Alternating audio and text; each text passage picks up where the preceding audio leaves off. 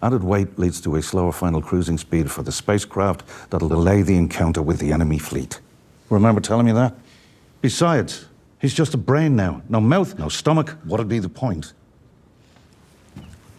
I'll make the request to someone with more authority. You don't know anyone with more authority. Then I'll resign. No, you won't. You can't stop me. You're right, I can't. But you won't do it.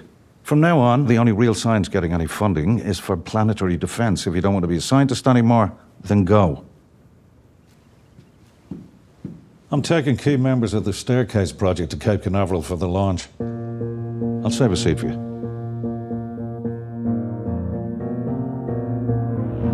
Hello and welcome to episode 6, the final episode of the Three Body Podcast Season 1. We are your hosts. I'm Jason Concepcion. And I'm Dr. Maggie Adair-Pocock. And this is the official companion podcast for Three Body Problem on Netflix. For this, our finale, we're investigating if there's any hope for humanity against the Santee. We're looking at the Fight Back Plan, the Staircase Project, and how Jin and Wade are leveling up to the challenge. We'll also be looking at how their plans could possibly work in real life with flight engineer at NASA's Jet Propulsion Lab and tech and engineering advisor to Three Body Problem, Babak Fedosi. We're going to be talking light speed, everything that you might need to take on this challenge. We're also super excited to be back in the studio with showrunners David Benioff, Dan Weiss, and Alexander Wu.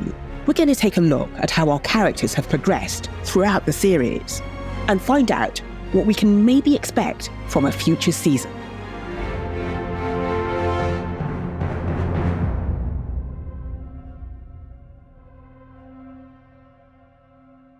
So before we get into Jin and Wade's plan to begin the battle against the Santee, let's have a quick recap of what has brought us here. So the Santee have sent 2 Sophons.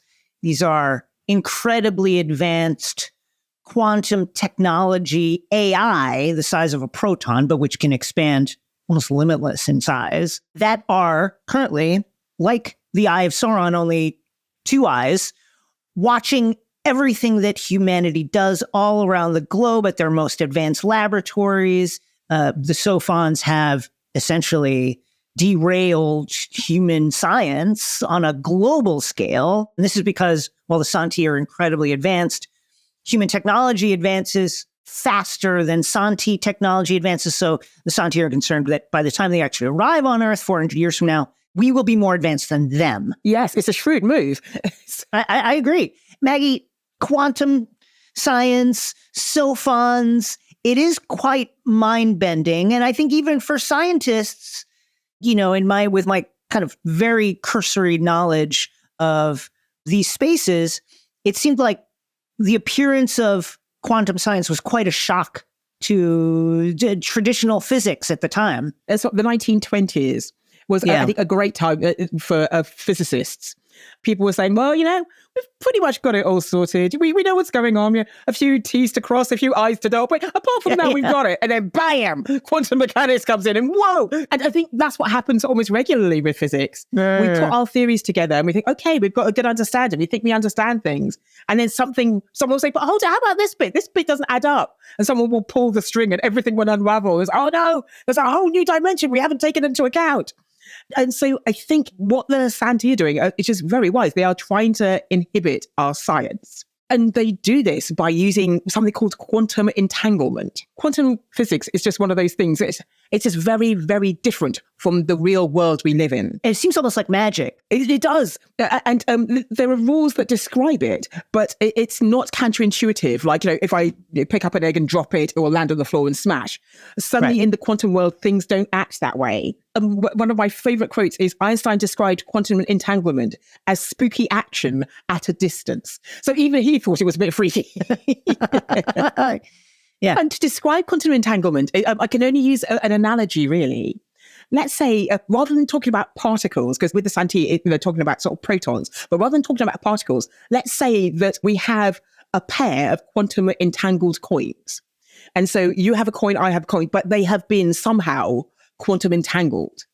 And that means that if, let's say, I flip my coin and it lands on heads, yours will automatically land on tails. That is 100% guaranteed. If mine lands on tails, yours will automatically land on heads. That is guaranteed. That's how they're entangled. But now let us suggest that you stay here on Earth. I'm sorry, but I've always wanted to travel. Of course, no, it's fine. I get it. Humanity is better served sending you, believe me. But I'm going to go on a rocket and I'm going to whiz off to our next door neighbor star system, Proxima Centauri. I'm going to whiz off there. That's 4.25 light years away.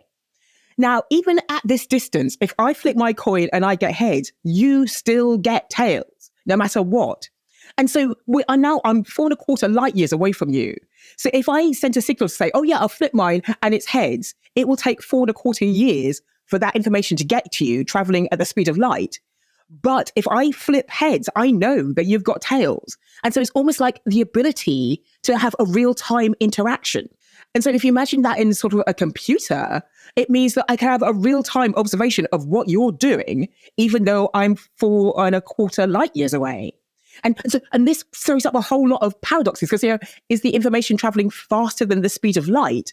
And people would say no, because we can find no interaction between them. Right. And yet because of this entanglement, what happens to one, we know the flip will happen to the other. The creation of the Sophon involved unfolding a quantum particle so that its surface area was big enough that they could etch circuitry on it to create a computer. And then they just folded it back up so that it was, again, the size of a subatomic particle. Is that something supported by science and quantum science? So theoretically, it seems to be possible. So the entanglement does exist. We know that you can sort of entangle particles and they have been separated and you get sort of this synergy between them. So we know entanglement exists and you get the response faster than speed of light. Wow. So entanglement does exist. We don't know how. Talking about dimensions would be the logical way to explore this. I like talking about flatland. Yeah. Where you've got all these people living in this two-dimensional space. And then a sphere visits. And because the sphere comes from a three-dimensional space, it sees things that the people in flatland can't see. Right. And so with quantum entanglement, and this is Maggie theory now. So I love it. Please. But I think you need to invoke other dimensions to explain how this works. Because in our three-dimensional space and time, we can't see how this interaction can happen. Yeah. But if you invoke other dimensions, very much as the Santee did, then suddenly this could make a lot more sense. Yeah, well, I'm sure, part of what they are banking on is that humanity is going to be so overawed by the seeming magical nature of their advanced technology that we will just be frozen, paralyzed, not able to do anything. But, of course, as we've seen, Wade and Jin are on the hunt for some way to fight back, and that brings them to Jin's absolutely bananas idea, the Staircase Project, which calls for placing a cryogenically frozen brain in a spaceship, fixing the spaceship with a sail to kind of capture energy, and then using the energy released by some hundreds of nuclear bombs to propel this spacecraft towards the Santee. What do you think of this project? It sounds cuckoo bananas, but Yeah, it has. But it has been contemplated before. People were talking about sort of nuclear bombs to Mars. So yeah, sort of having a series of nuclear bombs and detonating them and sort of propelling something to Mars. And that was back, I think, in the 1950s and 1960s. So this is not a new concept. There are projects at the moment. One of my favorites is Breakthrough Starshot. So a Breakthrough Starshot is an idea of using lasers, in fact, to accelerate to something weighing no more than 1 gram to around a fifth of the speed of light. And so you can actually use photons to accelerate this thing. Because you're in space, it's a vacuum. So once you've accelerated it, will just keep on traveling in a given direction. So yes, and so these ideas aren't that alien, but it's the implementation that is the real challenge, I think.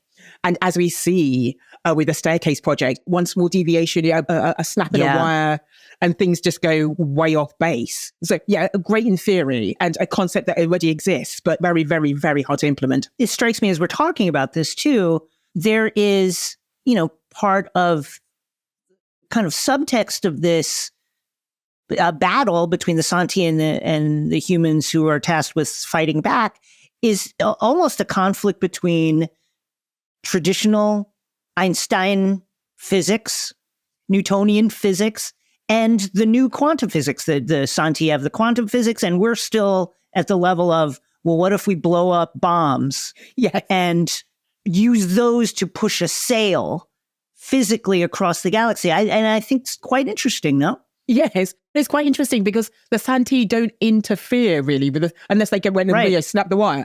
So I think they're thinking, oh, that's pretty primitive. We don't have to worry about that. But at the same time, because they're sabotaging the sort of research that could lead to an understanding of other dimensions and things like that, humanity is a bit stuck between a rock and a hard place. We can use some of the basic stuff. But yes, we need that leap forward to understand, these interdimensional interactions that we don't actually know yet. But the fight back plan takes on a whole new level of complexity when the brain you're shooting into space is a dearly cherished friend. Is this about Will? Of course it's about Will. I stole the last weeks of his life from him. And now we're blasting him into space on a totally untested mission, and God knows if we'll even make it off the launch pad. Do you know how complicated this is? Do you understand any of it? Yes, I understand. If he makes it to space intact, we still need the radiation sail to deploy at exactly the right time. And then we need him to pass 300 atomic bombs at exactly the right time in exactly the right location. It's like threading a needle 300 times in a row, all while traveling hundreds of kilometers per second. Yes, I get it. I've seen the diagrams. And the capsule needs to be undamaged by each one of the 300 detonations. The chances of him making it... It's not him. What? You keep saying him, but it's not Will. We're going to revisit the mind-bending science behind the Staircase project later. But before that, Jason was lucky enough to get the showrunners, David Benioff, Dan Weiss, and Alexander Wu, to talk us through some of the spectacular character arcs from the first season of Three Body Problem. Dan, David, Alex, welcome back. Congrats on a close to a wonderful season. Thank you very much. Let's talk about some of the characters we lost on the way here. Will's arc is heartbreaking. And there's so many moments where you just want to be like, just tell Jin how you feel. Just do it. And I loved the way you kept coming back to this image of him in the boat. The paper boat's wonderful. David, tell us about his storyline. How did that emerge? Well, you had asked the question before about whether we did any chemistry reads in the auditions, and this is one that we did with Will, played by Alex Sharp, and Jin, played by Jess. And we got the two of them together on Zoom because Jess was in New Zealand, Alex was in England, I believe, and we were in LA. And that was what clinched it for us, was watching them do the scene. And it was just so strong and emotional. I mean, it's the scene in the hospital room where he says, I see you, and it's just watching the two of them. And I remember actually talking to Alex afterwards because he had done chemistry with a bunch of people. And we said, what'd you think? And he's like, well, for me, it's always Jess. It's always been Jess. Alex? It's a storyline that I think we were all attracted to from the very beginning because it's one of the few storylines in this entire trilogy with a really strong emotional core at the heart of it. There's a lot of hard science and fantastic hard science, but having this playing up against all the other stuff that's going on, that you can still love someone and that love has an impact on the course of world events was really attractive to us and something we really wanted to spend some time on. Yeah, that moment with the seeds is so that Jin would think he needs something to make him comfortable, to remind him of home if and when they do scoop him up and put him back together. It's such a heartfelt moment that is right there in front of you. Someone who did love their job and what they were doing was Jack. Good really seemed to be enjoying life until the very last moments. One stupid mistake.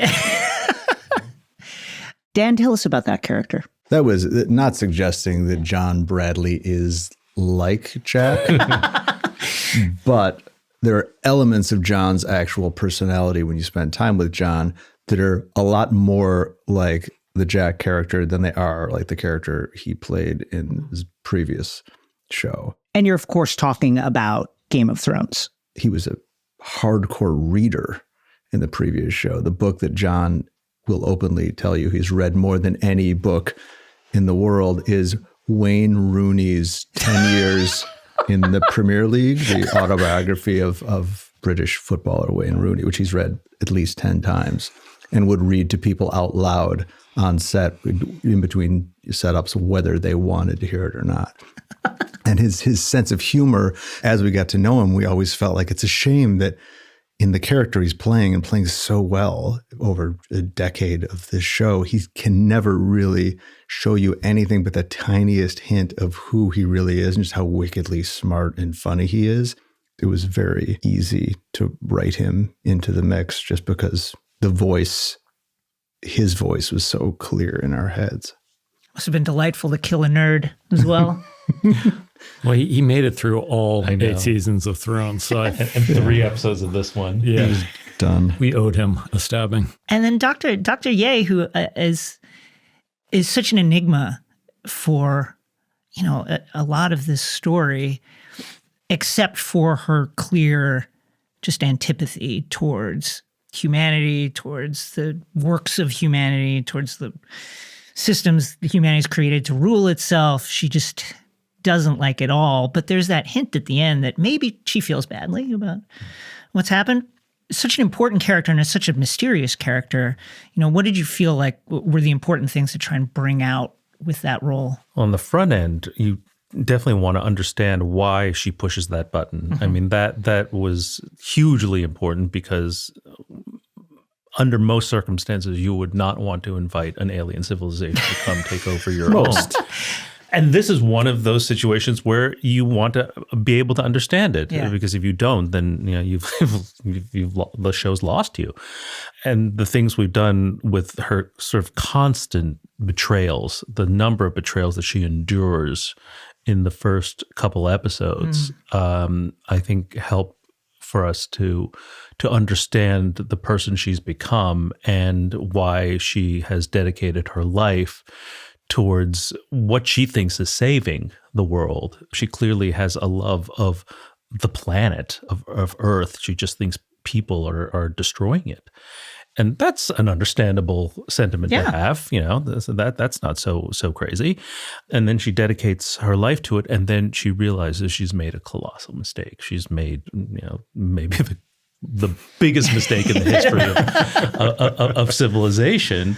But the one thing that she still has is she still has that intellect, that towering intellect that, not in her words, not even Jin can match, And with her sort of last gasp, if there is a Hail Mary to be had, can she find a way to undo the horrible things that she's wrought? How long do you think he's going to float out there? Based on his final hitting, 6,000 years before he passes another star. Don't think he'll fall into its gravity well. Maybe another 5 million years before he leaves the Milky Way. You are the 2 saddest looking bastards I've ever seen. Don't give me a speech, man. I can't take any Henry V bullshit. I played Henry V in 3rd year. True story. Got a great review in the school paper. Sometimes being depressed is an appropriate reaction to whatever's going on in the world. Fucking hell. Lost a few battles and now you're giving up the war. It's a really interesting climax of the season in that, we've been building towards this staircase project, which in and of itself is not a fix, but only the very first step in what it is going to be a long battle against the Santi, and it goes sideways. Certainly Wade and even Jin must have understood that there was a very small percentage of this actually working. But what are they feeling in that moment? Well, the brain is in space. It's just in the wrong part of space. There's a lot of space, and they were aiming for a very tiny little fraction of space to put it in, and that didn't work out. But it was the first taste that we had of what it means to spend lots and lots of resources and money and time and hope on outlier possibilities, which is that kind of approach is going to have to characterize what people do for the next 400 years, because you're not going to ever figure this out, how to deal with this threat in a normal way. It's just kind of a coming down to earth, coming to realize how difficult this is going to be, and add on top of that the fact that Jin especially kind of convinced this guy who loved her and who was a dear friend of hers to sacrifice the last couple of weeks of his life to take this shot. And so when it fails, she has to come to terms with the fact that she sacrificed her friend's, weeks of her friend's life for nothing. And I think that's going to take a while for her to get her head around. I think there's a subversion of expectations too, because as a viewer, it's the last episode of the season. You're expecting, something big to happen. And these are characters, both Wade and Jin, who are at the top of their respective professions, who have never failed at anything. And Wade takes enormous swings, huge risks, and they always pay off. And, you have, as a viewer, you're probably expecting something to pay off here, and it doesn't. And that sets the table for Da Shi to make his pronouncement that, even amidst this failure, we still have hope. I think it's a nice surprise too, to have, the best minds that we can muster failing miserably here at the end of the first season.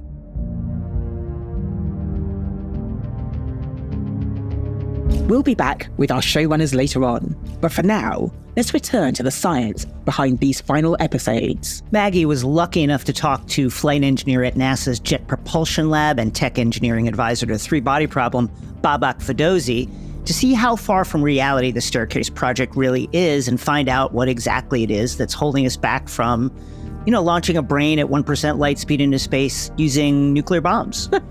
It's not a sentence you often thought you were going to be uttering. No, I don't think. Yeah. Babak, welcome to the show. Thank you. And can I ask you to introduce yourself for our listeners? Sure. My name is Babak Ferdowsi. I'm one of the tech advisors for Three Body Problem. And also, of course, my day job is working on real spacecraft for NASA. Now, you've said you're one of the tech advisors on the show. What does that involve? In this case, it involved a couple of key scenes that are sort of described in current era Earth engineering challenges as the folks try to, tackle, I guess, the upcoming crisis or face the crisis head on.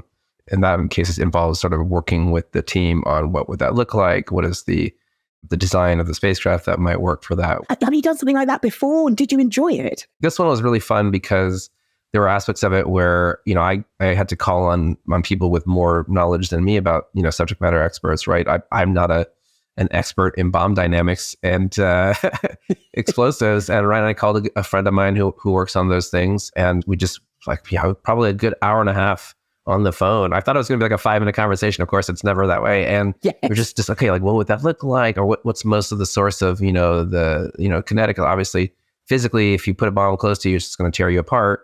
But what you want is all this, energy from the photons and things like that are pushing off your object. And so we went, we kind of worked through that. And it was just could you shape it? Could you do other things to it so you get more of the energy in one direction? So that was really fun for me because, I love the challenges at working, of course, on spacecraft, but you don't get to just sort of philosophically talk about something for an hour at a time and just be like, okay, what would you do? You don't have a budget to work with. You don't have, it's just, what's your imagination capable of? Yes. Just play and you let your mind roam. Right. So I guess the Three Body is a science fiction and you extrapolate science fact to bring it to life. Yeah, this one is, we're kind of in the lucky for me at least, which is not too much extrapolation from where we are today, right? The first challenge in the story is really current day Earth or near current day Earth. And so we're dealing with technology, for the most part that I'm pretty comfortable with, and trying to figure out how, if today all of a sudden we were trying to do that kind of huge, undertaking, societal undertaking, what would it look like? Now, I love science fiction. And in fact, I became a space scientist because of science fiction, because I'm dyslexic. And science fiction was the only thing worth reading. So it got me reading. I believe you're a science fiction fan as well. Huge. And, we must compare notes later. Yes. Yeah. But how did science fiction inspire you? I think science fiction opens us up to, at one level, right, with the idea of extrapolating on a different trajectory, right? I mean, what science fiction to me, when it's at its best, is this idea of changing a variable and seeing what the outcome of that variable change is, right? Whether it's, if I give you faster than light travel, if I give you replicators, if I give you a society in which X is true or Y is true, what would that look like, 20, 30, 100 years from now? And I think that aspect of being able to change a variable and trying to understand what the outcome of that is something that we kind of do, right? Because we have these challenges in the space program of building things that have not been built before, or finding, new solutions to problems. The technological part of it, it's kind of a very similar equation in my mind between sci-fi and space. What do you think a show like Three Body Problem can bring to audiences as well as entertainment? I grew up in a tradition of largely Western science fiction, right? The Arthur C. Clarke's and Star Trek's and things like that. They're wonderful, of course. I mean, they're just so wonderful places to explore. But Three Body Problem opens culturally in a completely different place than a lot of that science fiction. And, at its root, there's this, what if the people making these decisions aren't optimists and idealists? And the events that set this whole, journey in motion is from somebody who's suffered a great deal of trauma. And that is such a different perspective. And I love that, just even as a lover of science fiction. So going onto your role as sort of the engineering advisor and looking at the Staircase project, there's all sorts of things coming in here. Traveling at sort of a 1% of the speed of light is a sort of a challenge. Right. As the engineering advisor, what kind of advice did you give around this Staircase project? And is it possible to launch a brain into space using nuclear bombs and a giant nanofiber sail? So, we tried to make it as real as possible. And of course, still make it not so mundane so that the audience isn't bored to death of the engineering details. We're trying to solve that complex problem of how do you accelerate something to 1% of the speed of light. And people, of course, in the 1960s had already figured out very clever ways of taking the large nuclear arsenals that we had built and trying to use them for accelerating spacecraft. And so it was, taking that kind of to what would that look like in the current era? How would you do it? It's definitely within the realm of possibility. We've built light sail spacecraft before, right? That literally use, the photons coming off the sun for propulsion to capture that, just like your wind sails here on Earth. The nuclear part of it's also very possible. It is more of a challenge, as we'll see in the episode as well, that the timing of all those things, and as you get faster and faster, the timing of when the bombs have to go off, the logistics of putting them into a position in space, those minutiae, so to speak, which make or break the mission, that becomes very challenging. And so the idea of, I put a bomb near a thing and have a sail that would capture, the energy coming off that explosion, that's very doable. It's the scaling to the size of a Staircase project. That part becomes incredibly logistically difficult, right? Just going back, not too long ago with the Apollo program, right? The number of moving parts and why it took us multiple tries to put humans on the moon, right? It was put people in space. It was put spacecraft together that you could launch and then reconfigure to put on the moon, and then they have to rendezvous, and that was all with things humans could talk to the other person and do it, and obviously some math involved, but with a lot of ability for humans to do it. But when it starts becoming all pre-programmed, and everything else, it becomes it's so realm of possibility, 100%. Incredibly expensive, difficult, thousands, if not tens of thousands of people needing to work on it for it to be successful. Absolutely. And I suppose it's like getting a rover and landing on the Martian surface in a set crater. Yeah, I just keep thinking, right? Like if I was just driving in a car, but along the way I had to high five people each time to go a little faster. I'd be like, no, this is going to be very difficult. Yeah, I like that. Use a hand out the window. He's right. Missed one, and then you're off. Right, yes. Immediately you no longer on the right course. So how far away do you think we are from traveling at sort of 1% of the speed of light? Oh man, that's a tough question. I can't give you a great answer. I wish I could. I think what's fascinating to me though, and the last few years have been constantly like that, is just the pace of innovation keeps getting faster. So it always feels like, oh, that feels so far away because, I think my brain wants to think linearly, right? Like, well, at this rate, if every, we get a little bit better every year. But in reality, right, with the way technology's been going, I feel like it's exponential, and it's going to be very quickly, we're going to go from, ion propulsion to somebody's going to figure out, well, if you just tweak the magnetic, fields a little bit, you can accelerate them 10 times faster, and all of a sudden you're real close. And I suppose that blue sky research that might just suddenly come into fruition, but we can't predict it. We needed 1,000 bombs for Staircase. We've got just over 300. We're not getting any more. The smallest hibernation rig I can supply weighs over a ton. If we want to accelerate the probe to the required speed with the propellant available to us... The heaviest payload it can carry is under 2 kilograms. That's a very small person. I would say a person is the ever-changing pattern dancing through the neurons of their brain. If that exists, the person exists. We would, however, have to remove that brain from their skull. It'll be enough for them to rebuild the rest. If they do, we have a man on the inside. I'm sorry, are we talking about killing someone for this? And we weren't before? The project comes across a challenge, and which is why they go for the brain, because rather than getting 1,000 sort of nuclear bombs, they're only provided with 300. Right. Which is a sort of quite just, also very realistic, by the way. I mean, anybody who's worked in budgets with these kinds of technical things, right? You never quite get what the engineers want. They're always like, I have $5 billion to do this. And you're like, well, you get $1 billion. Yes. I suppose we start off with the crazy pipe dream where everything is possible and sort of get slowly chipped away to something a bit more affordable. That's so a great point, right? Because that is one of the challenges. And how do you make something, the trade, right? The ultimate trade is where you can still get things up to that speed. You can only get less things up to that speed. And at some point where you give up on a human body and you say, what if I just have the bare bones of what makes us human, the brain, right? The source of our humanity. But then there's still a challenge because this brain is going to be traveling for sort of many, many years. Right. And so they start looking at sort of human cryogenics or human sort of cryogenic hibernation. As the engineering advisor, how did you tackle that? I mean, in this case, it kind of get lucky, right? Which space is inherently pretty cold. So I tried to sketch out. I should caveat that, I'm sure. But, for the most part, once you're away from warm objects like the sun and everything else, you tend to lose heat very quickly. So I tried to sketch out what a satellite that would allow us to contain, right, some sort of cryogenic, some sort of, right, system for a while it's here, because it still has to get between Earth and, away from the sun. And that part of the journey is probably very perilous. Yeah, so protection for that. That's right. Then the nuclear bomb's going off as well. Right, and it needs to survive from nuclear bombs. It needs to communicate with us and the nuclear bombs in order to time things, right? Because what we don't want is, of course, bombs going off at the wrong time when the satellite isn't there. So all those things have to be coordinated. And so came up with a very simple, right? Because again, we're trying to keep it as light as possible.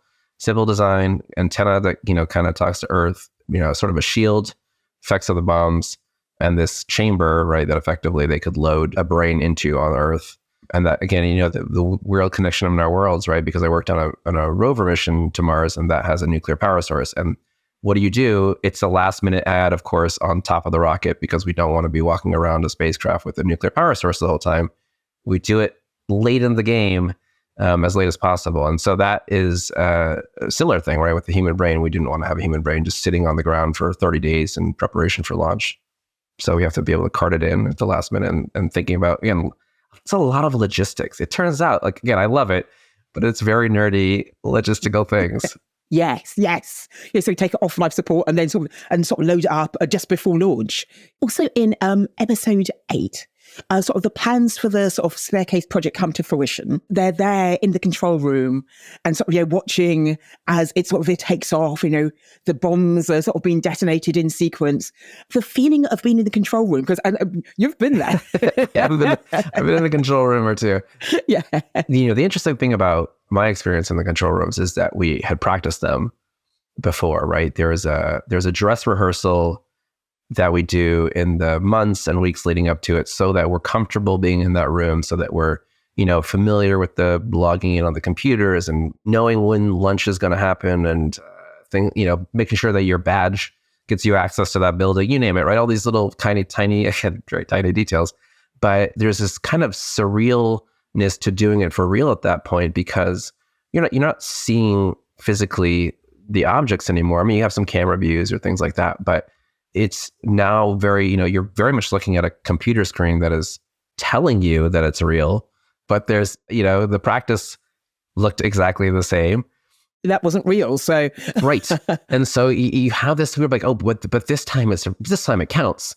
And it's this very odd moment. And of course, there's this real energy because, it is the culmination for, everybody in that room of, who knows how many, sleepless nights and a third shift where I had to test this software change out, or, I missed my kid's birthday party because I was flying to the launch site to make sure something was ready. And that culmination of all those, personal sacrifices and the camaraderie and the team effort that was put in goes into that one moment. And I think that's why, you ever, of course, watch our missions and you just see the emotional nature of it, right? Because it is truly years, for the most part. Some people have worked on these missions for decades, and you get one moment in which all of it is starting or has to happen. I didn't realize you do practice runs, which makes sense. It's like muscle memory, like astronauts before they do a mission. They sort of just get that muscle memory. Are you looking forward to sort of the future episodes? Oh my gosh, so much. I mean, I will say I've read the entire book series. I've also, talked, I think, with the producers quite a bit, and they have some very interesting ideas. And I think this is one of those ones where it's just such a ripe world because it's not inventing things per se, right? It is truly, and this is, again, I go back to what I think is great sci-fi. It is truly trying to see what does the equation look like if I introduce this rogue element of aliens and the technology that's going to happen and things like that. And so it's such a rich world to start with because it's based in a real tapestry of our current world and our society. That to me is where it's going to be so cool because it just extrapolates differently, but it's got such a strong foundation in real physics and the real world. So I think that's going to be awesome. Well, thank you so much for talking to us. Thank you. And for all the work you've done on the series. It is phenomenal. So excited for this. Just the idea of somehow being part of science fiction, the very thing, right? Full circle, I guess, in a way, of something that inspired me to do what I'm doing is maybe I get to add a little bit to somebody else's inspiration for what their future will hold. Yeah, inspire others out there. Brilliant. Wonderful. Thank you so much. Thank you. Very nice to talk to you.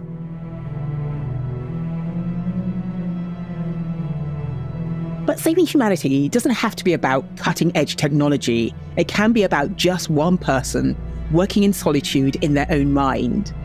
Jason, what do you think about the revelation of the wall facers? When I read the books, I was kind of blown away by this idea. And watching it now, I feel the same way.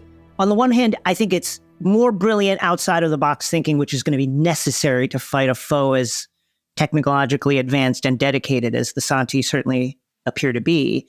At the same time, the history of giving humans unlimited resources and power with no oversight is not great, usually. So it will be interesting to see how this particular project plays out. But I also understand, listen, you're facing a foe that can listen into any conversation that you have, that can move across the globe in a blink of an eye. And you never know when they're watching or listening or there or they aren't. And so that requires you to retreat, at least in your decision-making process, to a place where they cannot reach, which is the dark and shadowy interior of the human mind. I think sometimes an individual can be a total game changer. I was really lucky. Recently, I went to the supposed birthplace of Isaac Newton. And so I was walking in sort of the corridors that he walked. And wow. And so it was just like, oh my goodness. And he came up with fundamentally game-changing ideas. Einstein the same. Yeah. And Einstein was doing thought experiments. So truly in the dark confines of his mind, thinking of what happens to a particle of light if it's on a train traveling. And so I think it could help. I must admit, I hadn't considered the idea of giving unlimited power and resources to an individual, because that sounds like a dictatorship. In opposite episodes, we've talked about, sort of cults and things like that, and the danger of that. And so, but you see, that's my question to you. What sort of individual do you choose for this? They've chosen 3. So a Chinese general, a Kurdish war hero, and sold around. Right? That's completely insane. They didn't tell you why you were chosen. Nope. I have an idea, though. I mean, I think that, one of the primary questions is why Saul? Is he there to throw the Santi off, to kind of waste their resources? If they have to keep looking at Saul, who doesn't even know why he's involved in this, maybe that keeps them from looking at the rest of the things that are going on as much as they could. Maybe is that it? At the same time, the Santi certainly, the best evidence for Saul's usefulness to this Wallfacer project is the fact that the Santi clearly think of him as a threat. There is something about him in particular that is concerning to them. They don't seem to be trying to knock off General Lee or Professor Eric. Maybe it's humanness, his humaneness, his ability for empathy will somehow chemically make this project more apt to succeed. That's the only thing that I can think, a kind of intangible quality. What do you think? There was a very odd conversation with Ye Wenji and Saul, and it was a really odd joke. Does he have inside information that he doesn't even realize he has? Right. That's the only thing that I can think of. Saul seems a little disengaged most of the time. So I'm fascinated to see how that pans out. I want to know. Well, I wonder, one thing that we haven't talked about much and which feels in the torrent of revelations over the course of this series feels like a thing that got buried. Let's not forget that while the Santi seem extremely unified in their purpose, there was a dissident who contacted Earth and said, hey, don't send any more messages. They're going to come if you do. Yes. That is tantalizing because that tells you that the Santi are not as unified as you might think. And maybe Saul's ability to reach out to other people can be useful here, in turning the Santi who were maybe a little not on about an invasion of a planet far, far away, who think maybe this isn't a great idea. Maybe his ability to reach out to those minds could be useful here. Now seems like a good time to return to Jason's conversation with Three Body Problems showrunners David Benioff, Dan Weiss, and Alexander Wu to see if they have any answers. One of the real holy cow moments is Saul becoming only one of 3 Wallfacers. On rewatch, I'm looking for these Easter eggs that might be there to try and give a hint about what this decision might mean. And I wonder if you could illuminate any of those things. Why Saul? Well, so far, what we know and what he knows is only what Wade and Da Shi talk about later on in that same episode, where we know they have it in for him, and them having it in for him means he's important. Yeah, that's a big question going forward. Yeah. Into season 2 is Saul has to figure out why Saul in order to to do his job as Wallfacer. So hopefully it's an intriguing mystery. It strikes me that Saul is this kind of connector character who is always the person that people call when they need something. Augie's always calling him. Will is always reaching out to him. Jin is always talking to him. He goes to see Dr. Ye. He's just one of these people that seems to move through different spheres very, very easily, even though he doesn't have a high regard for himself. How did that kind of characteristic emerge? I think one of the things that seemed fun to us as we were beginning to outline the season was the notion of a character who seems like a real supporting player until the very end. So Saul in the first 7 episodes, as you say, he's kind of there as a friend. We know he's brilliant, but he hasn't done much with it. But his friends still come to him for, there's the scene in episode 3 where they're all at Jack's house and they're trying to figure out, the headset, and they all turn to Saul. These are incredibly smart people, all of them. And they look to him for answers in times like this. And this is something that we talked with Jovan a lot about as well. I mean, he's someone who almost as a character within the story wants to be a supporting character. He doesn't want to be in the spotlight. He wants to have kind of a quieter life and do his own thing. And then he gets dragged into it in a pretty violent way. And to us, there was something appealing about that, about this character who seemed to be kind of on the edge of the stage and is dragged forcefully into the center. And I love that episode. The last 2 episodes directed by Jeremy Podeswa, just phenomenal. I wanted to ask about Wade's role in all of this, because he is, over this entire season, is such a fascinating character to try and unpack. And he always feels as if he has a larger plan. He's not sharing it, but he's always trying to throw people off and wrong foot them. The seeming glee he takes in trying to break up Raj and Jin, it seems like. And if you could talk at all about what it is that he sees in her, because, right off jump, she's obviously has a lot of reservations about getting involved in this very mysterious organization that she doesn't know quite what they're doing. But she also is clearly intrigued by the challenge of it all.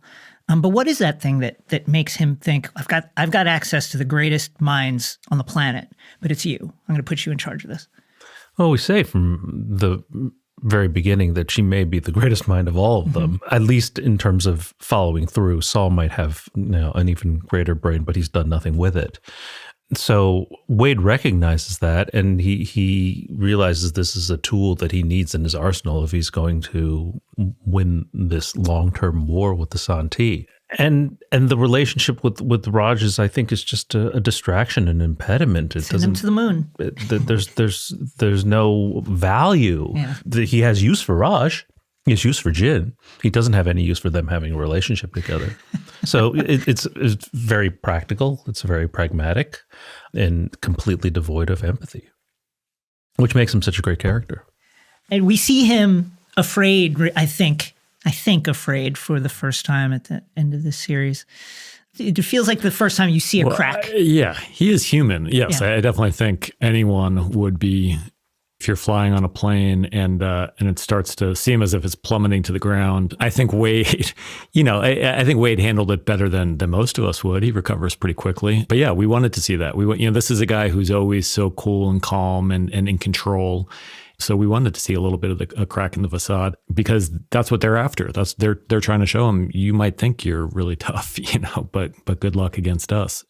And again, a lot of it comes down to performance. And the two main characters are actors that we brought back from Thrones. I mean, part of the fun was just having them in such radically different roles. Samwell, highly different from Jack, and the Onion Knight has no seeming relation to Wade. And that's part of the fun, and just the things that Liam does. Dan talked about before, sometimes you have in your head kind of the perfect way to play a scene, and then the actor does it and you're like, oh, that's great. And then sometimes the actor does something so different with it and you're like, well, that's even better than I was imagining. And Liam has always been one of those actors who's able to do that, who's able to bring something to a role that's quite different than we had originally thought up. Jonathan Pryce does play a cult leader in both shows. That is a fair point. We thought that was important. You to are preserve right. That through You're line. right. Yeah.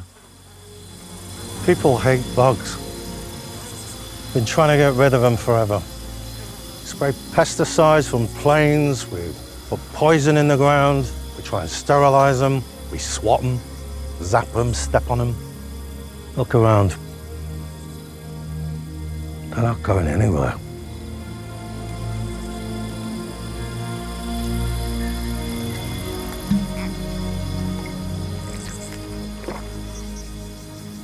For the bugs.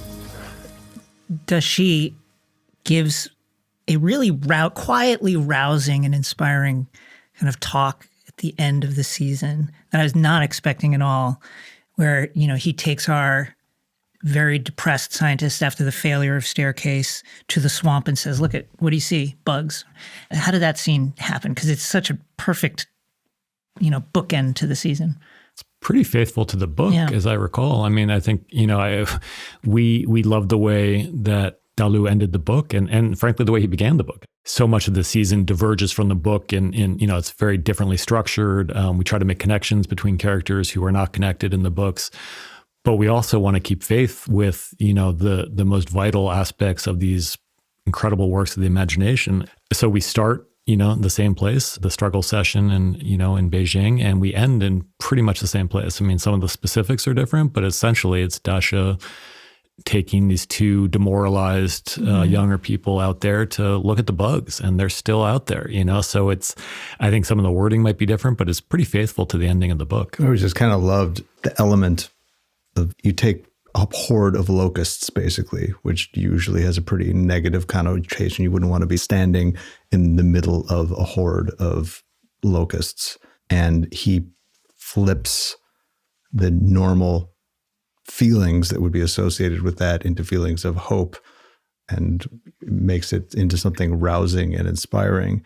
And there was just something pretty great about comparing human beings to kind of meaningless, insignificant insects in a way that makes you kind of proud to be a human being and gives you hope as a human being. That just always, we wanted to really lean into that in the way we shot it and in the way that the last shot of the season plays out, where you actually pull back and like descend into this cloud of bugs who are, for this moment in the show, are us.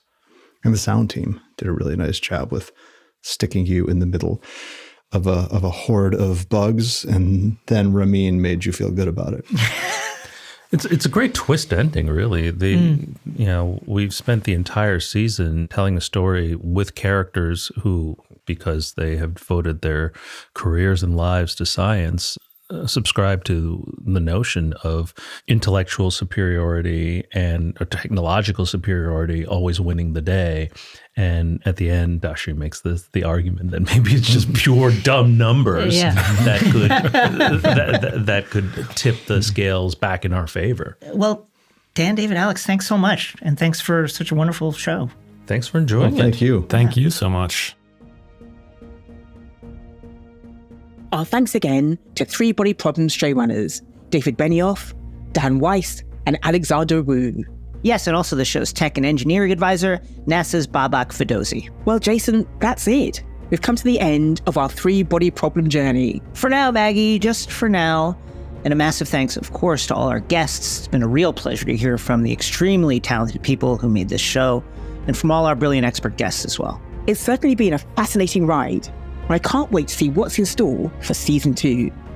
Thanks so much to everybody who's listened. We'll see you soon.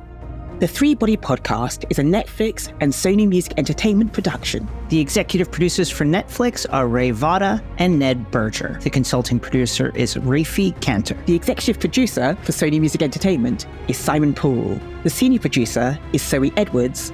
The producers are Michael Dale and Makeda Krish. The assistant producer is Marnie Woodmead. The production manager is Jen Mystery. The sound engineers are David King, Richie Lee, Matias Torres Sole, and Gulliver Lawrence Tickle, with additional production from Chris Skinner.